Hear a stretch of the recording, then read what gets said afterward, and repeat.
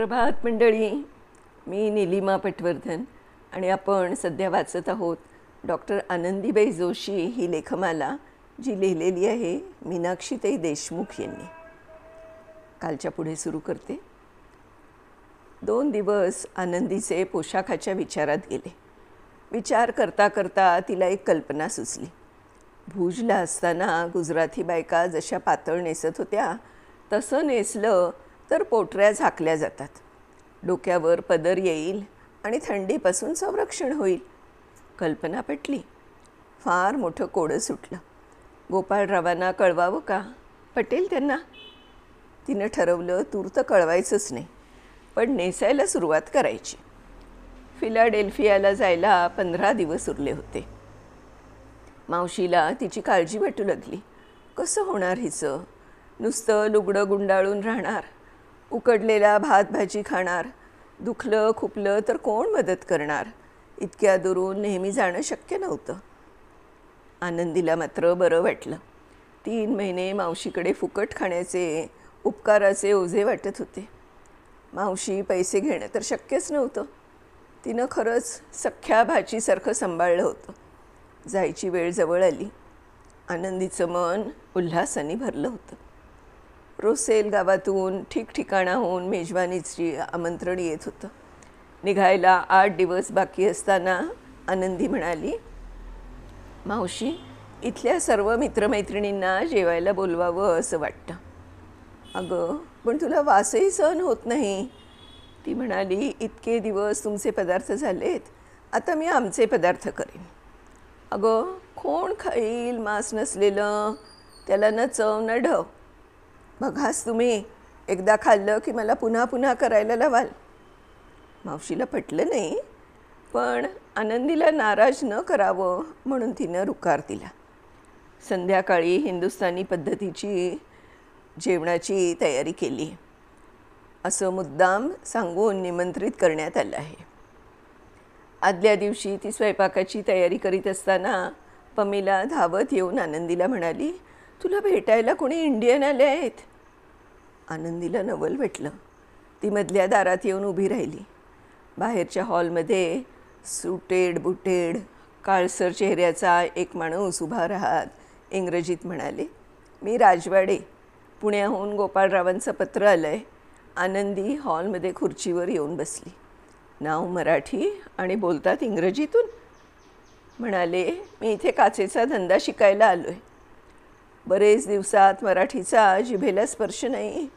पण ती मराठीत म्हणाली, आपण आलात, फार बरं वाटलं. म्हणजे काय, यायलाच हवं. It is my duty. Rajwade इंग्रजीत म्हणाले. एका मराठी स्त्रीशी राजवाडे इंग्रजीत बोलत होते. 10-15 मिनटंच बोलणं चाललं, पण त्यांच्या बोलण्यात अमेरिकन लोकांच्या चालीरीती संस्कृतीची वारेमाप स्तुती केली. तेवढीच हिंदुस्थानाची निंदाही केली. त्या घाणेरड्या देशात आपण परत कधी जाणार नाही असं इंग्रजीत सांगितलं. काय बोलावं तिला सुचत नव्हतं. तोच पुढे म्हणाले, तुम्ही हिंदुस्थान सोडलं, फार बरं केलं. तुम्ही आता इथल्यासारख्या राहा, पोशाख बदला, बाहेर हिंडा. तिला राजवाड्यांच्या डोळ्यात वेगळी छटा दिसली. म्हणाले, हे नऊवारी आणि बंडी इथे शोभत नाही. जगा घाला, आपण डान्सला जाऊ. इथल्या स्त्रिया मोकळ्या असतात. मी नेहमी त्यांच्याबरोबर नाटकाला जातो. आजही जाणार आहे. तुम्ही येणार का? कपाळाला आठ्या घालून आनंदी उभी राहिली. त्यांच्याकडे तिरस्काराने पाहत करड्या स्वरात म्हणाली, तुम्ही आता जा, मला काम आहे. रात्री गाडी घेऊन येऊ? आवाजात नापसंती उतरवत ती म्हणाली, मी परपुरुषाबरोबर नाटकाला जात नाही. मी अजून तरी हिंदू आहे. तुम्ही जावं हे बरं. तिनं केलेला प्रहार राजवाड्यांच्या समजण्याची पात्रता नव्हती.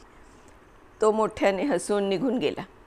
आनंदीला ती खोली अपवित्र झाल्यासारखी वाटली. ती नुसतीच उभी राहिली. आतून आलेल्या मावशीला आनंदी एकटीच उभी असलेली पाहून आश्चर्याने तिनं विचारलं, ते कोण हिंदुस्थानी होते? गेले का? त्यांना आजच्या मेजवानीला बोलवलं की नाही? ती म्हणाली, त्यांची लायकी नव्हती. वृद्ध आवाजात पुढे म्हणाली, आज मला नाटकाला चल म्हणत होता. अगं मग जायचं की? आनंदी काही बोलली नाही. मावशीबरोबर मेजवानीची तयारी करताना तिनं पौरात्य आणि पाश्चिमात्य नीतिकल्पनातील फरक विशद करून म्हणाली, आमच्या हिंदू संस्कृतीनुसार परपुरुषाबरोबर कसं त्याज्य आहे बाहेर जाणं ते तिने समजावून सांगितलं. दुसऱ्या दिवशी रोसेलमधील 18-20 स्त्री पुरुष मावशीकडे जेवायला आले. काही वेगळ्या पद्धतीचं जेवण मिळणार याची उत्सुकता शिगेला पोहोचली होती. आनंदी नऊवारी लुगडं नेसली होती. नाकात नथ, हातात गोठ, पाटल्या घातल्या होत्या. काही स्त्रियांनी नऊवारी नेसून बघण्याचा हट्ट धरला. त्या तरुण स्त्रिया नऊवारी नेसून अगदी वेगळ्या दिसू लागल्या. आनंदीने त्या सर्व बायकांना चांगलं ठसठशीत कुंकू लावलं. त्या अगदी लक्ष्मीसारख्या दिसू लागल्या. आनंदीनं जेवणाचा थाट वेगळाच केला. टेबल खुर्च्या हटवून जमिनीवर लाकडी पाट मांडले होते. समोर बटनवूडची पानं, त्यावर निरनिराळे पदार्थ, प्रत्येक पानाभोवती शोभिवंत रांगोळी काढली होती. त्या अमेरिकन स्त्री पुरुषांना रांगोळीचं फारच नवल वाटलं. त्यांनी अनेक प्रश्न विचारल्यावर आनंदीनं रांगोळीचं प्रात्यक्षिक करून दाखवलं. पाटावर बसताना तर सर्वांना सर्कस करावी लागली. पुरुषांनी मांडी घालून आणि स्त्रियांनी एक मांडी उभी आणि एक मांडी घालून कसं बसायचं ते करून दाखवलं. पण कुणाला जमेना. जेवणाला सुरुवात झाली. आनंदीनं प्रत्येक पदार्थाचं नाव आणि करण्याची कृती सांगितली. जेवायला सुरुवात करताना हिंदू लोक अन्नप्रोक्षण, चित्राहुती, अपौष्णीचा अर्थ सगळं कसं करतात त्याचा अर्थ सगळं सांगितलं. भात कालवण्यापूर्वी ओम तत्सत ब्रह्मपर्पणास्मस्तू म्हटलं. त्याचा अर्थही सांगितला. अशा प्रकारचं जेवण या लोकांनी कधीच मिळालेलं नव्हतं. त्यांना खाल्लंही नव्हतं. सगळे पदार्थ त्यांना खूप नाविन्यपूर्ण वाटले. जेवणानंतर आनंदीने सर्वांना दिवाणखान्यात नेलं. तिथे तिनं लोड तक्क्याची बैठक घातली होती. अत्तरदाणी, गुलाबदाणी होती. तो सर्व थाट पाहून ते लोक थक्क झाले. त्यांच्या हिंदुस्थानाविषयी किती चुकीच्या कल्पना, समज असल्याची त्यांना त्या दिवशी कळलं. सध्या पारतंत्र्यात असला, शास्त्रीय ज्ञानात मागे असला तरी हिंदुस्थान आपण समजतो इतका क्षुद्र आणि फालतू नाही याची त्या लोकांना कल्पना आली. स्वतःलाच त्यांना लाजल्यासारखं झालं. हिंदुस्थानातून आलेल्या या 17-18 वर्षाच्या मुलीमध्ये त्यांना भारतीय संस्कृतीचं दर्शन घडलं. कॉलेज उघडण्याचा दिवस जवळ आला. रोसेलला येऊन आनंदीला 4 महिने झाले होते. मावशीकडे सर्व सुखसुविधा होत्या. मुलींचाही लळा लागला होता. पण दुसऱ्याच्या घरी तुकडे मोडल्याने ती अस्वस्थ होत होती. कधी एकदा कॉलेज सुरू होतं आणि ज्ञानसाधने सुरुवात होते असं तिला झालं होतं. हिंदुस्थानातून गोपाळरावांची दर महिन्याला पत्र येत होती. पत्रातून हिंदुस्थानातील हकीकती कळत होत्या. गोपाळराव जवळ असल्यासारखं वाटायचे. ती पत्र वरवर सरळ असत, पण आतून एक चमत्कारिक डंख असे. विंचवाच्या नांगीप्रमाणे पत्राचा फटकारा मनावर बसत असे आणि ती बेचैन व्हायची. लग्न झाल्यापासून गोपाळरावांची तिनं धास्तीच घेतली होती. अलिबाग, कोल्हापूरला एकत्र राहिले, पण पती पत्नींनी केलेला तो संसार नव्हता. एक मूल झालं, तेही दैवानं हिरावून घेतलं. आता तर ती वाटच बंद झाली होती. हौस मौज, थट्टा मस्करी, नर्मविनोद, घरंदाज शृंगार, कपडे लत्ते, दागदागिने हे संसारात काहीच नव्हतं. होती फक्त पुस्तकं आणि अभ्यास. आभाळा एवढ्या क्षितिजाच्या पलीकडच्या महत्त्वाकांक्षा फुलल्या होत्या. अभ्यास केला नाही की वेताच्या छडीनं सपाटून ठोकून काढत. त्यांचा शृंगारही तसाच रासवट, खादाड माणसासारखा. अमेरिकेतले प्रेमालाप. कार्पेंटर मावशीकडे संसारातील शृंगार पाहिला की प्रथम तिला सारं चमत्कारिक वाटे. पाप आहे असं मनात येई. मग मन बंड करून उठे. यात कसलं पाप, हे तर निसर्गक्रम आहे. मग तिला स्वतःचं बालपण आठवे. 9 वर्षाच्या वयात किती बंधनं, किती आडकाठ्या, सगळं जीवन आक्रसून कोमेजून गेलं होतं. कोणतं जीवन चांगलं, हे की ते? मनात विचारांचा कल्लोळ उठे. कधी कधी या चकचकीत जीवनाचा मोह झाला की गोपाळरावांची क्रुद्ध मुद्रा, कपाळाला आठ्या घातलेल्या, कुत्सित बोलून प्रहार करणारा चेहरा समोर दिसे.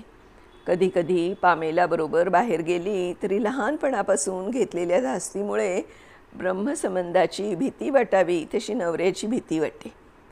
मग कोणत्याही सौंदर्याचा आस्वाद घेतला जात नसे. फिलाडेल्फियाला जायचा दिवस निश्चित झाला. कॉलेजच्या डीनने कॉलेजजवळच एक भाड्याची खोली आनंदीसाठी घेतली.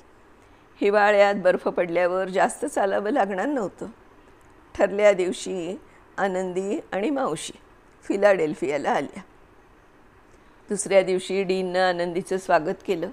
हिंदुस्थानातून इतक्या लहान वयात आलेली, पैशानं गरीब, शिक्षणाची जिद्द, याचं सगळ्यांना खूप कौतुक वाटत होतं. कॉलेजजवळच्या एका मोठ्या हॉलमध्ये 100-150 स्त्री पुरुष आले होते. सगळ्या श्रीमंत बायका अलंकाराने झगमगत होत्या. अलंकार विरहित एकटी आनंदीच होती, पण साऱ्या ती सुरेख दिसत होती.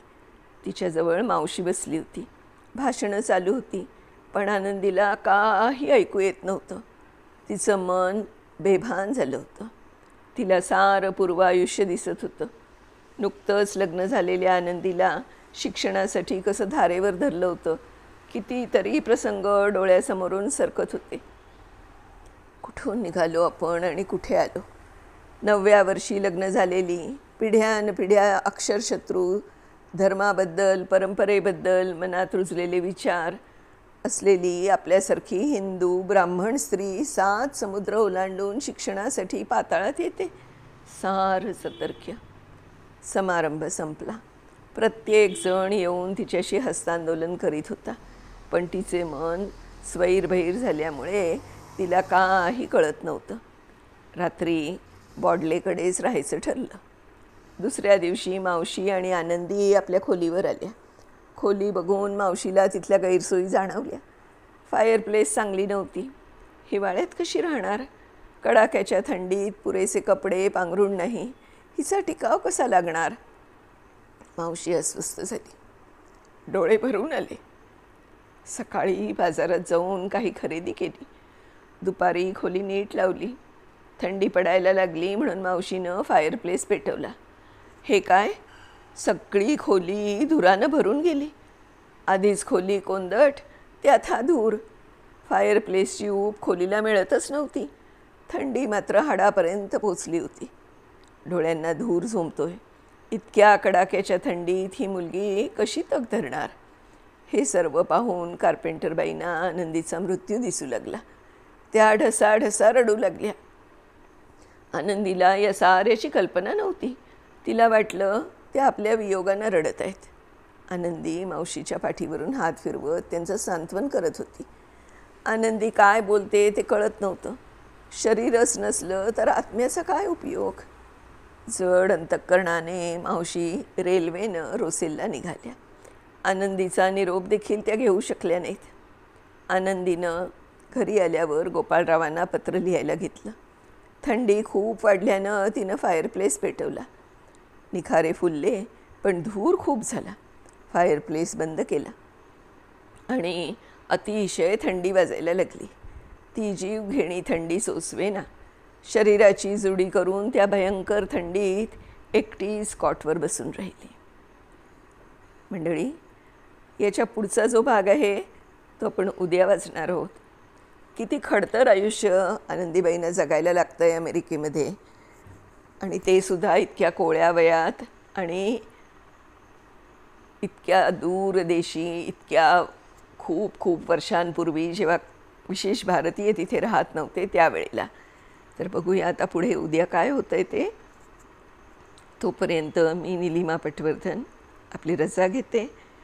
मीनाक्षीताईंचे पुन्हा एकदा मनःपूर्वक आभार. धन्यवाद.